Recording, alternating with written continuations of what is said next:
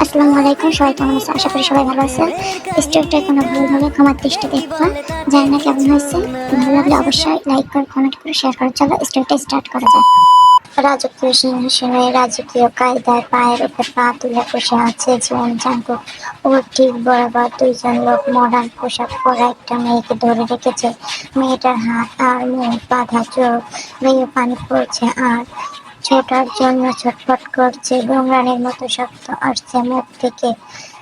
Jungkook উঠে দাঁড়িয়ে পরনের কোটটা ঠিক করে পকেটে দুহাত দিয়ে ওর সামনে গিয়ে হিসিস করে বলল, আমার জাহান্নামে তোমাকে স্বাগতম। মেয়েটা ছোটার জন্য ছটফট করছে আর কিছু বলার চেষ্টা করছে। জাঙ্কুক ইশারা করলো ওর মুখ খুলে দেওয়ার জন্য। মেয়েটির মুখ খুলতে মেয়েটি জোরে জোরে শ্বাস নিল। এতক্ষণ দম বন্ধ হয়ে আসছিল, চোখটাও কিছুক্ষণ আগে খোলা হয়েছে। মেয়েটির চারপাশ থেকে আটকে ওঠে অস্ত্র শস্ত্র, 10-12 জন লোক কালো পোশাক পরে দাঁড়িয়ে আছে। আমি কি করেছি? আপনার সাথে এমন কেন করছেন? আমাকে এখানে কেন নিয়ে এসেছেন? আমাকে প্লিজ ছেড়ে দিন, আমি বাসায় যাব। জাঙ্কুক ওর সামনে গিয়ে দাঁড়ায়। আমি 3 ধরনের মানুষকে ঘৃণা করি, 1 ধোঁকাবাজ, 2 লোভী আর 3 চরিত্রহীন মানুষ। এদের আমি নিজের কায়দায় শাস্তি দিতে পছন্দ করি।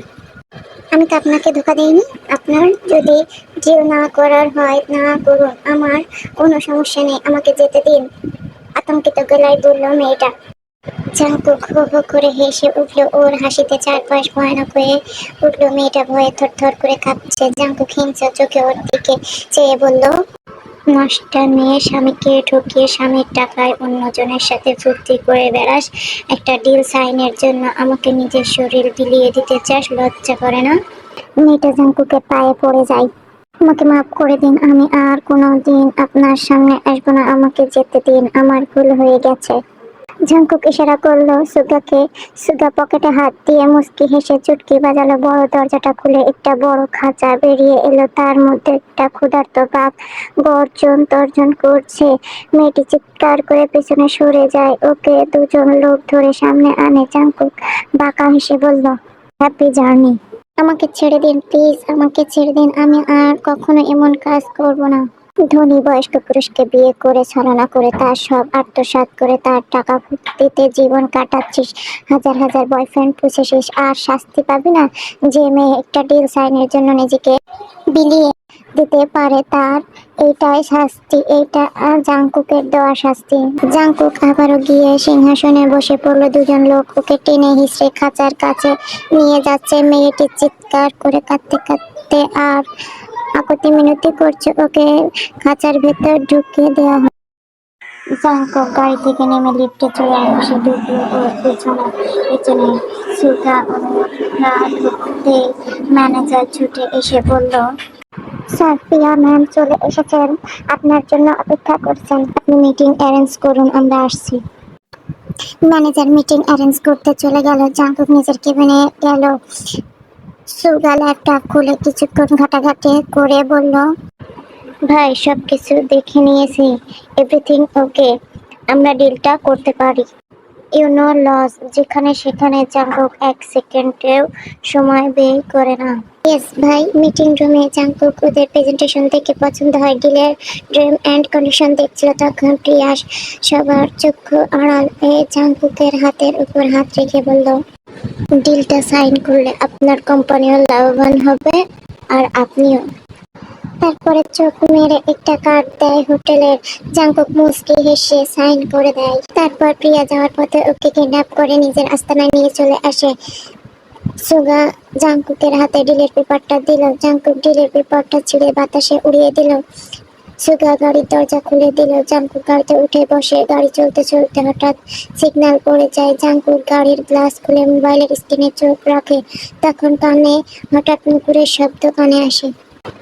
জাঙ্কুক মোবাইল থেকে বাহিরে চোখ রাখলো। একটা মেয়ে আরেকটা মেয়ের হাত ধরে দৌড়ে ফুচকাওয়ালার সামনে গেল। সাদা কুর্তি পরা মেয়েটির পায়ে ঝুমঝুম করে নুপুর বাজছে। পাশেই ফুচকা স্টল।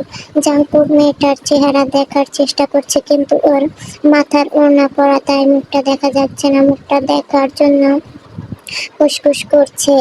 ওর সাথে মেয়েটার কথায় কথায় ওর ওড়নাটা টান দিতে মুখের এক পাশ দেখতে পেল।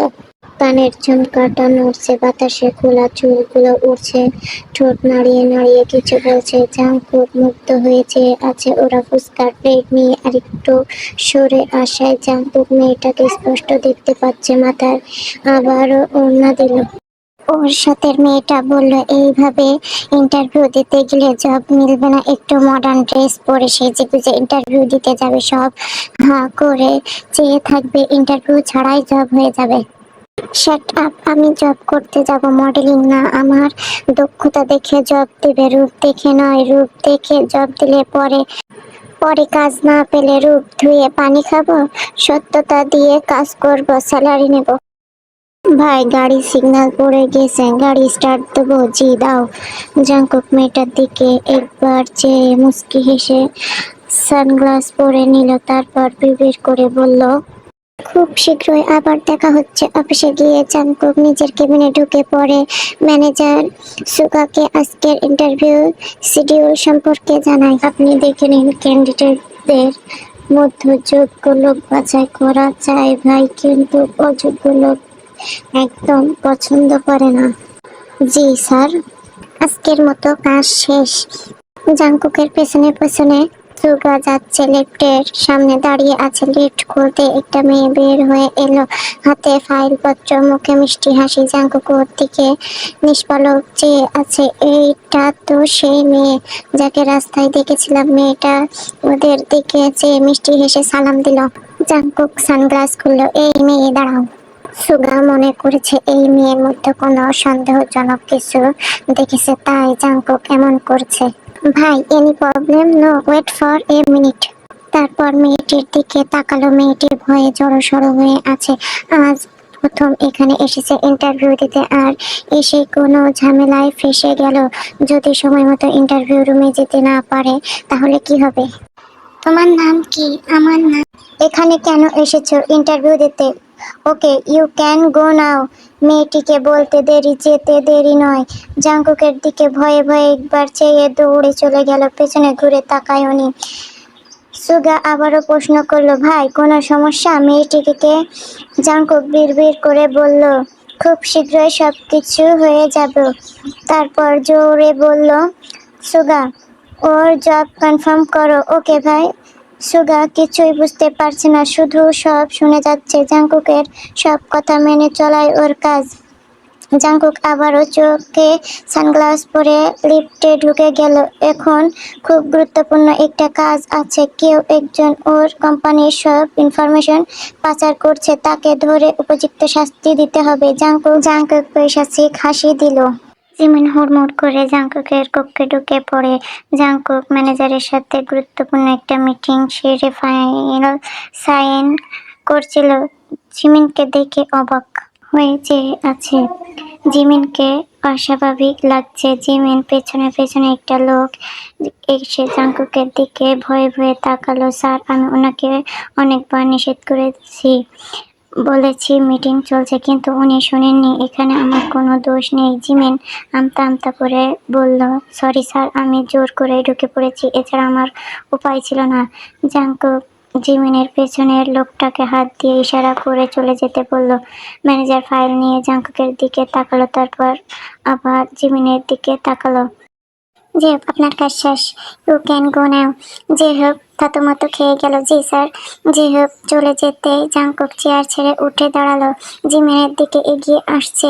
জিমিন ভয়ার্ত চেহারা, কাঁপা কাঁপা ঠোঁট, বারে বারে কানের পেছনে চুল গুজে দেওয়ার সবটা দেখায় মুক্ত ছিল জাংকুক। জিমিন ভয়ে ভয়ে দুপা পিছিয়ে যায়। কি বলছিলে?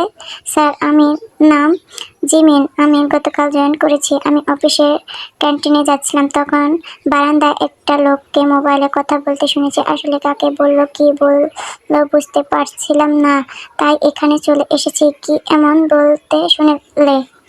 স্যার, উনি কোম্পানির ইনফরমেশন পাচার করছিল।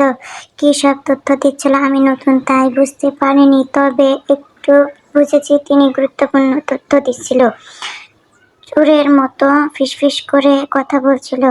জাংকুক এতক্ষণ জিমিনের মধ্যে বিভোর থাকলেও ওর কথা শুনে চমকে যায়, কারণ জাংকুকের মনে হচ্ছিল কেউ একজন ওদের ইনফরমেশন পাচার করছে, কিন্তু তাকে আইডেন্টিফাই করতে পারেনি। তাকে 2 দিন যাবৎ গোপনে খুঁজছিল।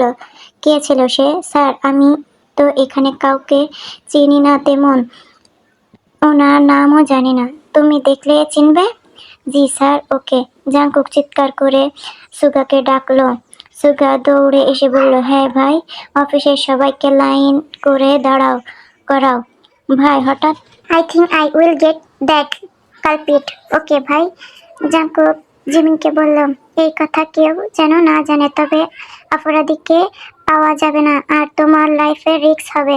অতঃপর একে একে সবাইকে মনোযোগ দিয়ে দেখে জাংকুকের সামনে এসে বলল, স্যার, ওদের মধ্যে কেউ নাই। ওনার চুলগুলো অর্ধ কাঁচা পাকা, একটু শর্ট ছিল, গায়ে অ্যাশ কালারের শার্ট ছিল। উনি এখানে নেই। ওকে নাও গো। জিমিন চলে গেল। জাংকুক ম্যানেজমেন্টের সাথে দ্রুত মিটিং অ্যারেঞ্জ করতে বলল।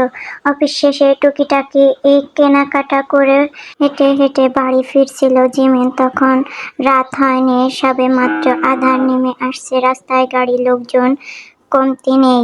হঠাৎ করে কেউ ওর মুখে চেপে ধরে গাড়িতে তুলে নেয়। জিমিন ছোটার জন্য ছটফট করছে। ওর মুখ চেপে ধরে রেখেছে একটা লোক। সামনে পেছনে আরো কয়েকজন লোক আছে। গাড়িটা দ্রুত কোথাও এগিয়ে যাচ্ছে। ওকে কে বা কারা এভাবে নিয়ে যাচ্ছে কিছুই বুঝতে পারছে না।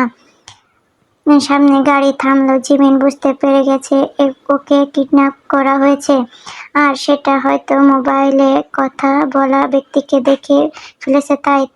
তাই ছটফট করে লাভ নেই, ওর ছাড় পাবে না। গাড়ি থেকে ওকে নামাতে আরেকটা গাড়ি এসে থামে। ওরা সবাই অস্ত্রশস্ত্র নিয়ে তৈরি হয়ে যায়। জাংকুক গাড়ি থেকে নেমে বলল, ওকে ধরে রেখে লাভ নেই, কারণ আমি তাকে পেয়ে গেছি। সে এখন আমার কাছে বন্দি। তাই জিমিনকে ছেড়ে দে। ওরা জাংকুকের কথা বিশ্বাস করতে পারছে না। আর তাছাড়া ওদের উপর অর্ডার আছে মেয়েটিকে কয়েকদিনের জন্য আটকে রাখতে। জিমিন ভাবলেশীনভাবে দাঁড়িয়ে আছে, আর একটা ছেলে ওর হাত ধরে রেখেছে। জাংকুক ওদের দিকে এগিয়ে আসছে। ওরা রিভলভার তাক করে রেখেছে, কিন্তু গুলি করতে পারছে না, কারণ গুলি করার অর্ডার পায়নি, তাই করতে পারছে না। যে ছেলেটা জিমিনের হাত ধরে রেখেছে, জাংকুক হঠাৎ ওর হাতটা ধরে টান মারে। কেউ কিছু বোঝার আগে ওর হাতটা গাড়ির উপর রেখে তাতে পিন গেঁথে দিল। ছেলেটা আকাশ কাঁপানো চিৎকার দিল। জিমিন 2 হাত নিজের মুখে চেপে ধরে আছে। না চাইতে মুখ দিয়ে শব্দ বের হয়ে যাচ্ছে, তাই আরো জোরে জোরে চেপে ধরল। ভয়ে থরথর করে সারা শরীর কাঁপছে আর ভাবছে এ কি দেখলো। জাংকুক বাকিদের দিকে তাৎক্ষণিক দৃষ্টি দিল।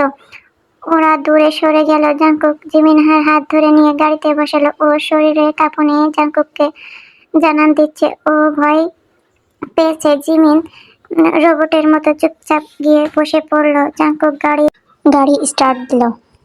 চুপচাপ বসে আছে, কথা বলছে না। জাংকুক ওকে ঠিকানা জিজ্ঞেস করলো। জিমিন যেভাবে বসেছিল সেভাবেই ঠিকানা বলল। জাংকুক ওকে পর্যবেক্ষণ করে ধমক দিয়ে বলল, রোবটের মতো বসে আছো কেন? ওর হাতে পিন গেঁথে দেওয়ায় ভয় পেয়ে গেলে? আর ও যখন কিডন্যাপ করে নিয়ে যাচ্ছিলে তখন তো স্বাভাবিক ছিলে।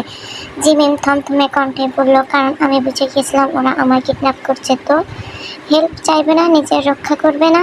আমি ওদের থেকে নিজেকে রক্ষা করব কিভাবে? আমি একা একটা মেয়ে, তাই চুপচাপ ছিলাম। তাছাড়া এখানে হেল্প চেয়ে কি লাভ? কে আসবে এই পরিত্যক্ত জায়গায় আমাকে বাঁচাতে? এটা সিনেমা না যে নায়িকা বাঁচাও বাঁচাও বলবে আর নায়ক স্পাইডারম্যানের মতো এসে তাকে রক্ষা করবে। জিমিন কথা শেষ করে নাক ফুলালো।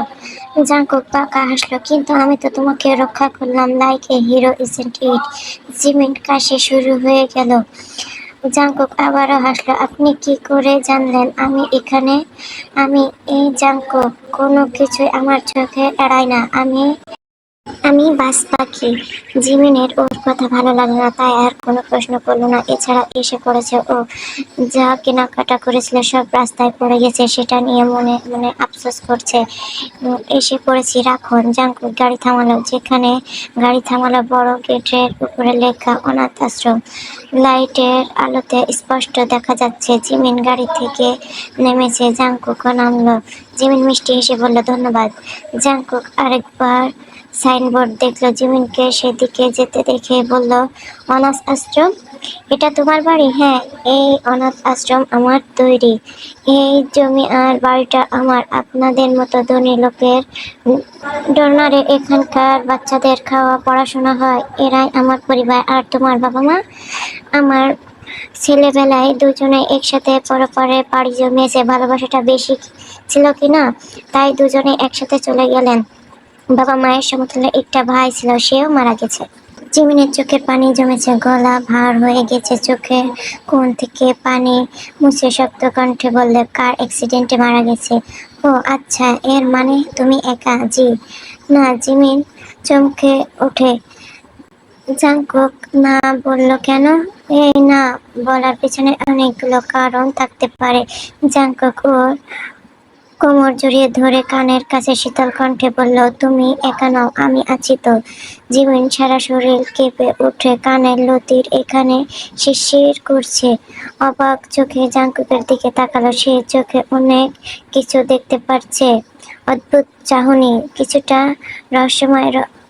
জিমিন ওকে এখন ঠিক বাঁচব কি মনে হচ্ছে। তারপর নিজেকে ছাড়িয়ে এক দৌড়ে গেটের ভিতরে ঢুকে গেল। ওর দিকে আরেকবার চেয়ে তাড়াতাড়ি গেট বন্ধ করে দিল। জাংকুক মিটমিট করে হাসছে। সুগা কল করেছে। ভাই, ও এখন আপনার জাহান্নামে। হালকা আপ্যায়ন করো। ফাইনাল আপ্যায়ন আমি এসে করব, মেহমান বলে কথা। সুগা আলতো হাসলো। জি ভাই। তারপর একটা হক স্টিক হাতে নিয়ে ওই লোকটার দিকে আগাচ্ছে। লোকটা ভয়ে ভয়ে তাকাচ্ছে, তারপর হাত জোড়ে করে বলল, স্যার আমাকে মারবেন না, আমি কিছু করিনি। সুগা পা বরাবর হক স্টিক দিয়ে মারলো। লোকটা ব্যথায় চিৎকার করে ওঠে।